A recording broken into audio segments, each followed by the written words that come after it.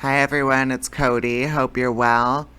Today I'm going to be reading another short story out of The Gingerbread Boy, which is a collection of short stories by Rountree Smith. This one is titled Danny Doolittle, and I hope you enjoy it. Once upon a time, there was a little boy who was lazy as lazy could be, but all of a sudden, one sunshiny summer day, he wanted to do something. He wanted to go to the circus. How could he get there, goodness knows? He was too lazy to change his clothes. Danny Doolittle was such a shirk. He never got half through his work. So he did not get out in time to see the circus parade, and when he got to the circus tent, he was too late. Crowds were turned away. He went back home and sat down on the wood pile and was feeling very sad when, to his surprise, a merry voice called, "If you just sit still and frown, you can't entertain a circus clown."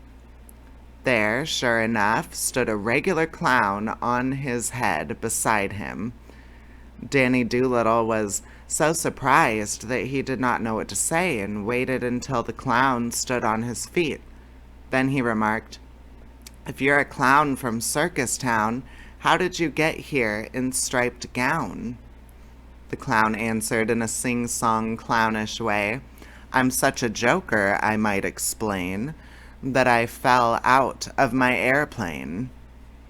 Then the little boy said, "I am Danny Doolittle. I'm glad you came. Please tell me, sir, what is your name?" The clown said, "I travel round with the finest shows, and I go by the name of Silvertoes." Then he went through the funniest little dance and danced so hard that he kicked off one of his silver slippers. Danny Doolittle clapped his hands and begged him to come indoors and perform some of his tricks. The clown was as thirsty could be, so he said, "Danny Doolittle, did you fail to bring water in for the drinking pail?" Danny Doolittle laughed and ran to the pump and filled the water pail in a hurry to please the clown. Then the clown surprised him. He took a drink of water, and turned a somersault, or so. Then, at exactly that minute, the clown began to want a cup of tea. He wanted it so badly he could hardly wait, but there was no fire, and he shouted, "To fill the wood box and tend the fire, if I were a boy, I'd never tire." Danny Doolittle took the hint at once, and he ran out and got an armful of wood and made a fire and put on the teapot. And soon the water was boiling merrily for a cup of tea. What did the clown do, you suppose? He balanced the teacup on his nose. Every time he did a trick, Danny Doolittle tried to do the same, and together they burst into merry peals of laughter. The clown was hungry, and he dearly loved hard-boiled eggs, so he shouted, "Danny Doolittle, is it best to leave eggs out in the nest?" Danny Doolittle could take a suggestion as well as any boy, so he ran and got a basket full of eggs from the chicken house. When in from the barn with eggs he came, the clown jumped through a picture frame. Then the clown threw eggs in the air and caught them. All of a sudden, he looked at the kitchen floor. There was so much dust upon the floor, he had never seen the like before. At Danny he cast a sidelong glance. He took the broom and performed a dance. When the floor was quite clean, out from his pocket he took a wonderful red bouncing ball and performed all kinds of tricks with it.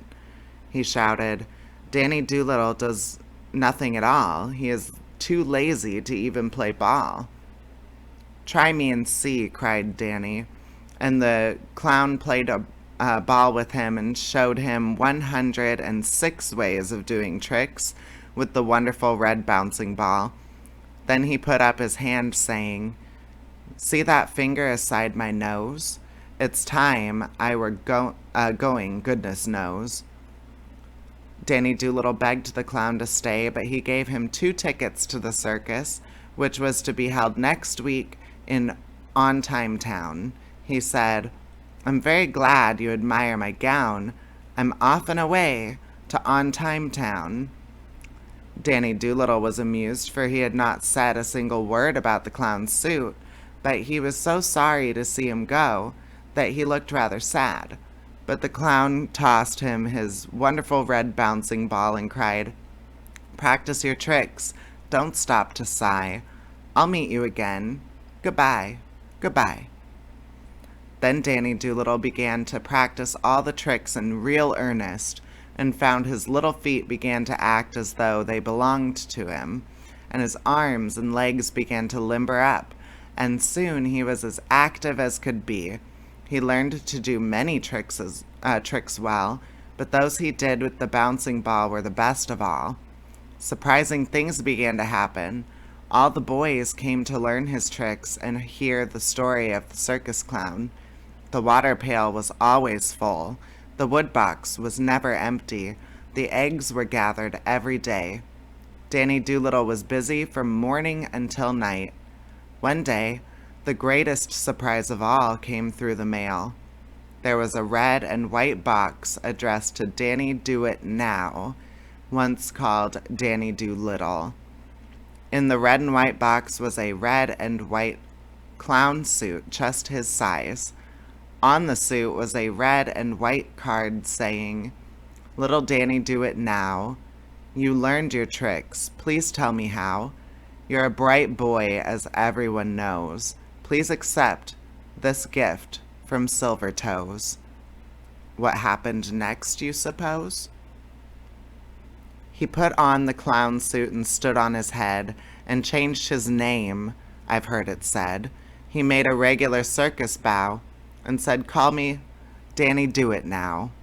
He made the funniest circus clown, and traveled away to On Time Town. I am very sure wherever he goes, he does his tricks with Silver Toes. To join the circus, if you'd learn how, just change your name to Do It Now, and smile always instead of frown. Then they'll welcome you in On Time Town. All right, guys, that's the end of that short story from the book The Gingerbread Boy by Laura Rountree Smith. I hope you enjoyed this one, and I will see you next time for another chapter. All right, bye-bye.